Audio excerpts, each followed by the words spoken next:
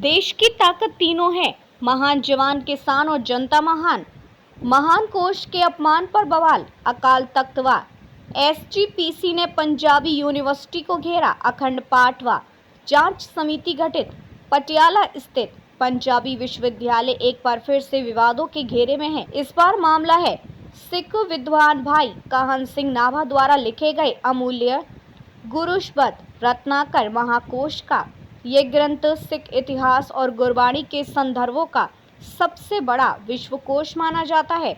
विश्वविद्यालय कर्मचारियों पर आरोप है कि उन्होंने इसकी त्रुटिपूर्ण प्रतियों को दफनाने का प्रयास किया, जिसे सिख संगठनों ने अनादर और अपवित्रता करार दिया।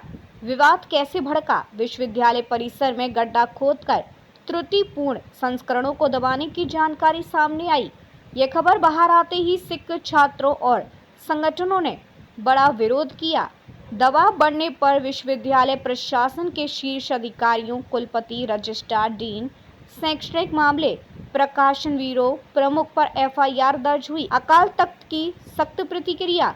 अकाल तख्त के कार्यवाहक जत्थेदार ज्ञानी कुलदीप सिंह गरगच ने कहा, यह कदम सिख विरोधी मानसिकता को दर्शाता है। पंजाबी विश्वविद्यालय को अरदास और अखंड पाठ कराकर क्षमा मांगनी चाहिए। महान कोश की प्रतियों के सम्मानजनक संस्कार सेवा की जिम्मेदारी गुरुद्वारा श्री दुख निवारण साहिब पटियाला के हेड ग्रंथी को दी गई है। संस्कार सेवा पूरी होने पर अकाल तख्त को विस्तृत रिपोर्ट भेजी जानी अनिवार्य होगी। उन्होंने कहा कि यह केवल एक प्रकाशन की गलती नहीं है, बल्कि सिख साहित्य और धरोहर के प्रति असंवेदनशील रवैया है। एसजीपीसी का आरोप। एसजीपीसी अध्यक्ष हरजिंदर सिंह धम्मी ने कहा, महाकोश को दफनाना अपवित्रता के समान है।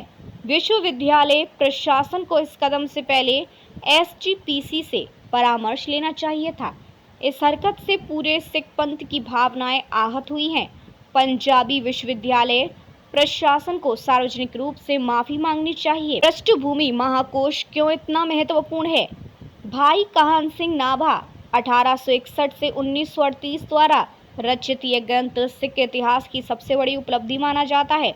महान कोश में गुरु ग्रंथ साहिब की गुरबाणी, प्राचीन सिख इतिहास, सांस्कृतिक शब्दावली और धार्मिक स्रोतों का विश्वकोशीय संग्रह है। इसे सिख विद्वतों का ज्ञान भंडार माना जाता है। शोधकर्ताओं और विद्यार्थियों के लिए यह ग्रंथ मार्गदर्शक पुस्तक है। पहले भी विवादों में रहा।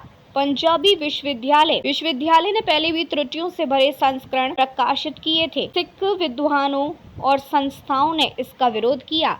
मामला पंजाब हरियाणा हाई कोर्ट तक पहुंचा और कोर्ट ने प्रकाशन पर रोक लगा दी। आलोचकों का कहना है कि विश्वविद्यालयों ने एक तरफा निर्णय लेकर न केवल सिख समुदाय की भावनाओं को ठेस पहुंचाई, बल्कि अपने आप को बौद्धिक रूप से कमजोर भी साबित किया। जांच समिति का गठन। अकाल तख्त ने मामले की जांच के लिए एक उच्च स्तरीय समिति बनाई है। समिति के सदस्य हैं गुरजीत सिंह गढ़ी, एसजीपीसी कार्यकारी सदस्य doctor Paramvir Singh, Punjabi university professor Sukhdev Singh, पंथ रतन निदेशक ज्ञानी प्रणाम सिंह, प्रमुख ग्रंथी गुरुद्वारा दुख निवारण साहिब। ये समिति एक सप्ताह में रिपोर्ट सौंपेगी और डॉक्टर गंदा सिंह संदर्भ पुस्तकालय में रखे दुर्लभ साहित्य एवं धर्म ग्रंथों की मौजूदा स्थिति की समीक्षा करेगी। बड़ी चिंता, धरोहर के लुप्त होने का खतरा। जत्थेदार गरगच ने कहा कि विश्वविद्यालय के पास दुर्लभ पांडुलिपियों और पुस्तकों के संरक्षण की उचित व्यवस्था नहीं है। बड़ी संख्या में ग्रंथ और दस्तावेज या तो चोरी हो गए हैं या कबाड़ में बेच दिए गए हैं। इससे सिख इतिहास और साहित्य को गंभीर नुकसान पहुंचा है। निष्कर्ष, यह पूरा मामला केवल एक पुस्तक तक सीमित नहीं है, बल्कि ये सवाल खड़े करता है कि पंजाब की धरोहर और सिख के साहित्य को सुरक्षित रखने की जिम्मेदारी कौन लेगा।